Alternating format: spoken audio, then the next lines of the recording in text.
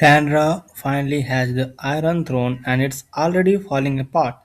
No money, no connection, rats in the walls, her own sister-in-law being accused of treason, and a prophecy that might just tear the Targaryen family apart from the inside.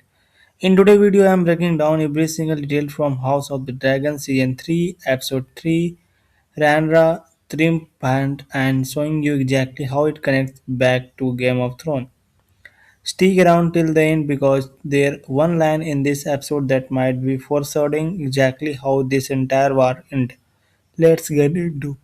Before we dive in, if you're new here, this is the channel for deep dives, breakdowns, and theory on all things Game of Thrones and House of the Dragon. Hit subscribe so you don't miss the next one, and let's talk about episode 3. The cold open Ranra offer. The episode opened on a battlefield that almost became a battlefield. Daemon rides out with all three of his side dragon to meet Lord Ormond Hightower and his army. Instead of burning them alive, which let's be honest is very much on the table for his family, Daemon delivers Rhaenyra turns. The offer is simple: bend the knee, disband your army, go home to Old Town, and you get to live. Ormond reluctantly kneels war override, wrong because Daemon can't help himself. He add one more condition: he taking Daeron Targaryen, armored young dragon riding ward back with him. Why? Because Daeron is an heir to the throne, and in this family, that automatically make him a target. This is important. Remember that name, Daeron. He going to matter a lot of more later in the season.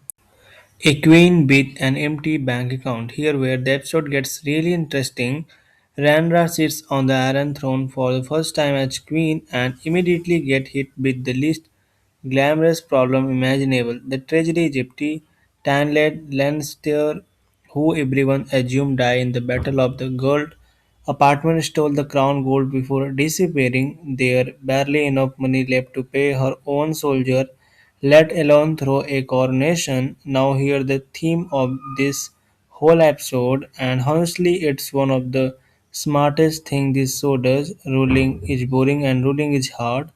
Rhaenyra spent 2 seasons fighting for this throne, and the second she gets it, she dealing with candles, rats, broken bed chambers, and a treasury with nothing in it. This is basically the exact same air Game of Thrones gave both Rhaenyra and Joffrey. The idea that conquering throne and actually running a kingdom are two completely different jobs. Joffrey could not handle the day-to-day pressure of ruling either. Randry learned the hard way in Marine that liberating a city is easy compared to governing it. House of the Dragon is deliberately mirroring that same lesson with Rhaenyra. The High Septum problem. Rhaenyra also runs straight into the wall with High Septon. She wants to be officially anointed as ruler, but he refused. Technically, there's no proof King Aegon is actually dead. And then he goes further. He tells her flat out that dragons are not a sign of the Seven Four.